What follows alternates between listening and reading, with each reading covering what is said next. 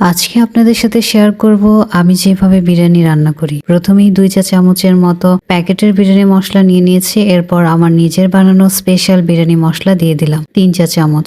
আমার মনে হয় শুধু বাজারের কেনা প্যাকেট বিরিয়ানি মশলা দিয়ে বিরিয়ানির ফ্লেভারটা তেমন ভালো আসে না, তাই আমি দুটোই ব্যবহার করি। আর বিরিয়ানির টেস্টই কিন্তু গ্রানে। এরপর টমেটো সস দিয়ে দিলাম 2 টেবিল চামচের মতো, সয়া সস 3 চা চামচ, হাফ কাপ আদা রসুন পেস্ট, টক দই 1 কাপ পরিমাণ দিয়ে দিলাম। পাত্রটা ছোট হয়ে গিয়েছে তাই বলে ট্রান্সফার করে নিলাম। এখন একটু মিক্স করে নিয়ে 3 চা চামচ মরিচ গুঁড়া, 3 চা চামচ ধনিয়া গুঁড়া, কয়েকটা গোটা দারুচিনি, পরিমাণ মতো লবণ আর আরো 1 টেবিল চামচ টক দই ও 15-20টা সাদা গোলমরিচ অ্যাড করে দিলাম। 15-20টার মতো সাদা গোলমরিচ দিয়ে ভালোভাবে মিক্স করে ভেজে রাখা পেঁয়াজের সাথে অ্যাড করে দিলাম। মশলা কিছুক্ষণ কষিয়ে নিয়ে আগে থেকে ভেজে রাখা মুরগি পিসগুলো দিয়ে দিচ্ছি।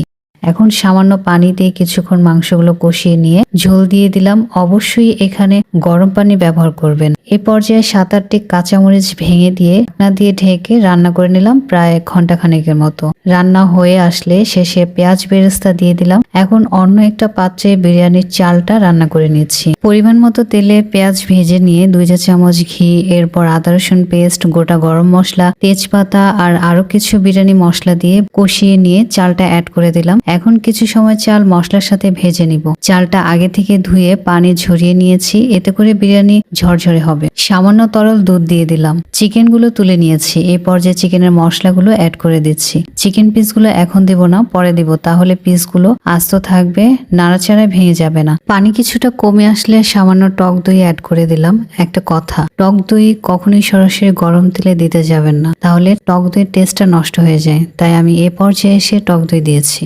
চালটা প্রায় হয়ে আসলে বিরিয়ানির প্রিয় সেই আলু অ্যাড করে দিলাম। আলুটা এখানে আমি সেদ্ধ করে একটুখানি অরেঞ্জ ফুড কালার আর লবণ দিয়ে তেলে ভেজে নিয়েছিলাম। সবশেষে কেওড়া জল দিয়ে দিলাম। এখন মুরগির টুকরোগুলো উপরে বিছিয়ে দিয়েছি। সবশেষে আরো একটুখানি ঘি দিয়ে দিলাম।